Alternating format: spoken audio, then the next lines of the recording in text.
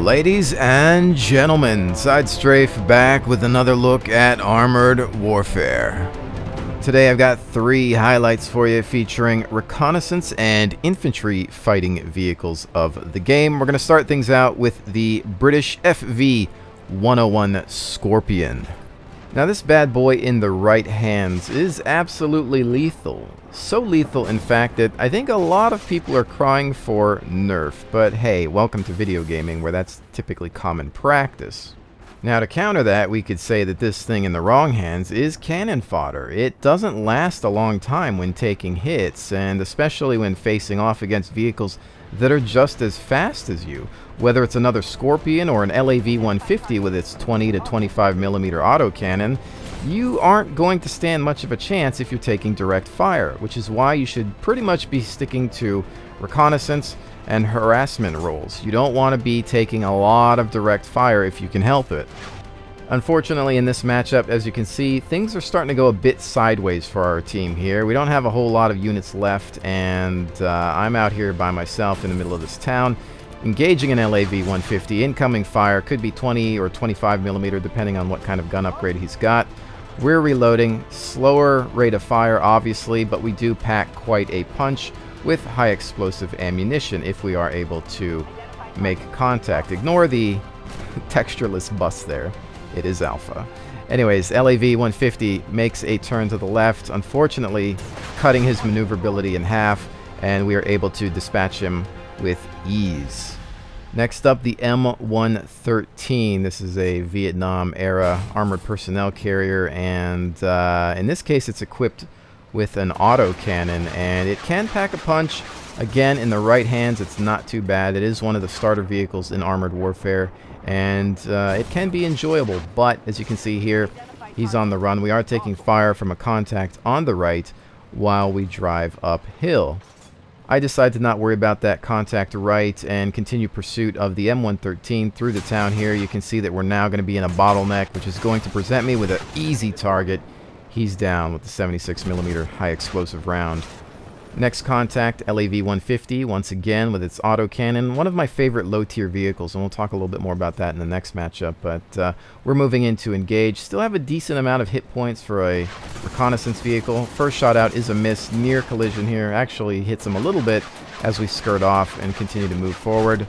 We are assisted by another LAV-150 as I hit this rock formation. Thankfully, my ally comes to my rescue there, so special thanks to him. We are a little below half health here now, so we have to be very careful. Although, as you can see, we have managed to turn this game around. Only 2 enemy vehicles remain. Contact PT-76 shot out for an assist. Doesn't look like the killing blow, but a death nonetheless. Final target, PT-76, should be able to make short work of him with 3 vehicles. And moving forward, there is something that I do want to point out. You're not really seeing me take advantage of the target designation ability. That's going to be the E as in echo key, and when placing that on a target, it prevents it from going invisible for an extended period of time. On top of that, it does allow your weapon systems to do maximum damage with every shot. That goes for you and your allies, so it is something that you do want to get in the habit of using. In my case, it simply comes down to the heat of the moment, and being new to the game, I tend to just simply forget to use it at times. Alright, next up, a match in the LAV-150. As I mentioned earlier, one of my favorite low-tier reconnaissance vehicles. Really fast and mobile, can get to where it needs to be lickety-split. And on top of that, you've got an autocannon that can also make short work of other light vehicles, such as this Scorpion, who happened to roll into the wrong position. Tracked by the 62, finished by my 25mm. Another Scorpion rolls in, thinking twice about this engagement. He does not want to come up against a main battle tank and an LAV. Now, while you are a reconnaissance vehicle, you can also perform a fire support role. In this case, we can pick a battle buddy such as this T-62 and cover his flanks. Now, he's engaging targets to the right, so spotting on that side isn't much of a big deal. We do have a lot of bottlenecks here. What I'm thinking, though, is if something else comes around that corner, we can also help engage while the T-62 reloads. On top of that, we can watch the other flank here. You can see we've got another LAV engaging. We open fire, pushing him back into cover. Now you do want to pick your battle buddies with care. Not every individual out there is looking to do the best that they possibly can, and so be very careful about how much time you spend with an individual. In this case, you can see our T-62 health-wise isn't doing all that great. One more shot from a potent vehicle and it's done. Scorpion around the bend, we managed to cover him there and take him out. A little bit of HE on that 62 might have ended it for him, but we were there again to secure that victory. However, we do have this LAV-150 making an appearance once again down to the T-62, and we're able to get a bit of an assist there. Moving forward, that T-62 we were helping out didn't last very long, but we were able to find an M60 patent that we could also back up, and as you can see, we're also engaging an enemy patent in the distance there.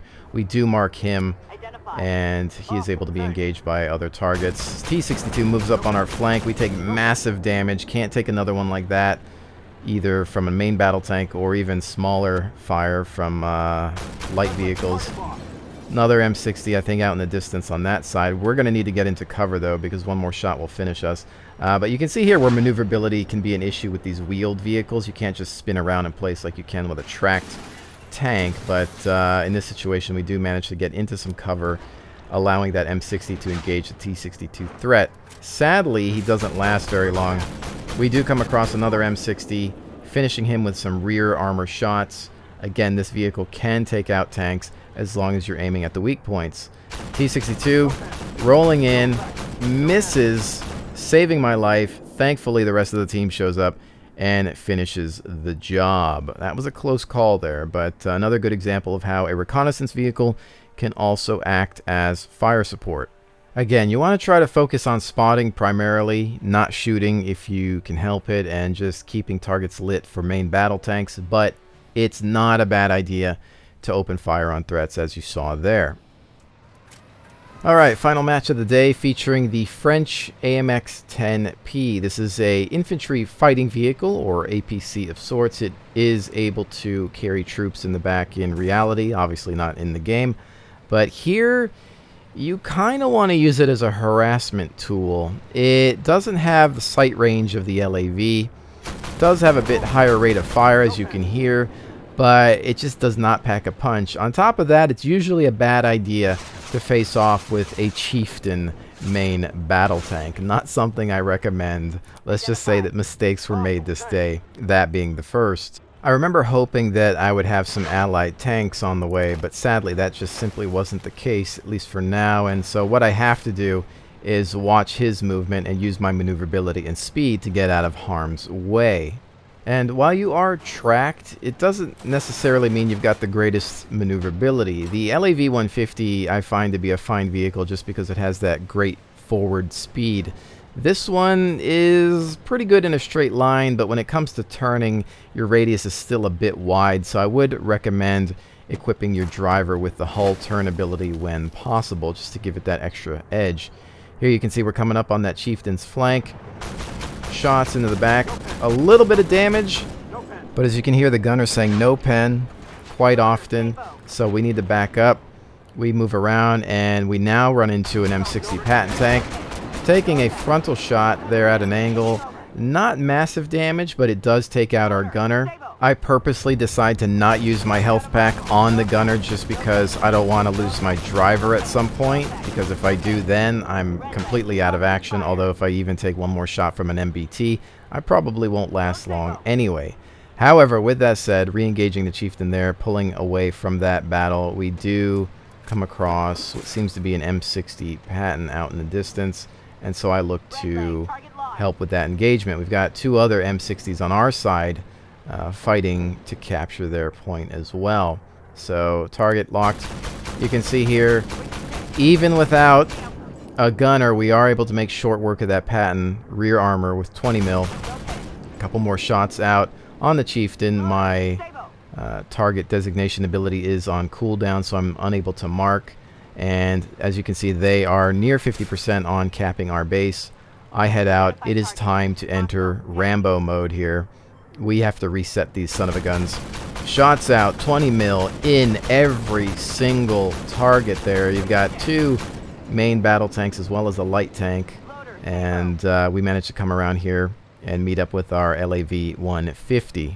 Now, this is pretty much a worst case scenario. Two low health infantry fighting vehicles, or recon vehicles, if you will. Our M60 main battle tanks are all the way on the other side of the map. In between us is, of course, the Chieftain, who just manages to take out another M60. And we've got 3 tanks in this cap circle, 2 of which are MBTs, one classified as a light, that's the Sheridan. And we're just going to have to go in Rambo mode once again. No need to scope in. Put a few more rounds in. Trying to reset. Not every round penning. We could, of course, try to switch to high explosive to at least do a little bit of damage, but eventually those AP rounds do find their way. 2 shots ring in, just missing my IFV from both ends. Lucky to be alive. We did manage to put a lot of hurt on their Sheridan light tank. If there was going to be one that we would take out, that would be it. And there it goes. LAV-150 eliminating it. Good job by that guy, by the way, helping me out here with these flag resets. The downside is they still have that Chieftain holding the town, preventing the M60 from engaging. Targets out once again. Continuing to reset. They managed to take out our 150. I'm on my own here with the M60 on the way. Few more resets before we jump into cover. 2 shots ringing in, barely missing my IFV. Here is my final mistake, ladies and gentlemen. Chieftain, once again, the king of the battlefield in this matchup, and managing to pretty much carry their team to victory here. His strategy to use the town as an overwatch position paid off. Nobody went after him, it seems. He has taken some damage, but most of it, I think, was from earlier engagements. But anyways, this is one of those matches you could probably analyze to hell and back, but from my perspective, AMX-10P, fire support vehicle, doing as much as it did, I can't really complain. For me, it was a pretty damn good game, and I'm going to leave it at that. M60 still rolling in here, taking fire from the Chieftain, and he, of course, still has 2 main battle tanks that he would have to deal with at the cap point. They're about 50% in, and his health is just so bad that he's not going to be able to do a whole heck of a lot. On top of that, his spotting radius is not great. This is, of course, why infantry fighting vehicles or reconnaissance vehicles have a job to do in assisting main battle tanks. But when you don't have them and you're outnumbered, there's only really so much that you can do. Shot in, absorbed, and there's the Chieftain with his 6th and final kill. Alright, some final stats for you from that match, and AMX-10P doing pretty well for me there, as you can see here. Not a fan favorite. I have seen some discussions on the forums in regards to its lack of firepower. I know historically there are different variants of this vehicle, one featuring Milan anti-tank guided missiles. Some people are saying why not add something like that to beef it up a little bit. I can tell you that I do tend to have a little bit more fun in an LAV-150. Again, they do have different classifications in this game, but really fun is fun, and I've had more of it in other vehicles. You do get more armor in the AMX, but you lose sight range, you lose top speed, and your firepower, even though the rate of fire seems higher, it's just not enough, really, I think, at tier 3 to make a huge difference. Again, this was a fantastic match, but a lot of things went my way. There were just some good decisions being made, and you know, regardless of its outcome, I can't say that I have these matches all the time. But anyways, ladies and gentlemen, whatever the case may be, I really hope that you've enjoyed today's look at Armored Warfare. This is, of course, footage from Early Access Phase 1.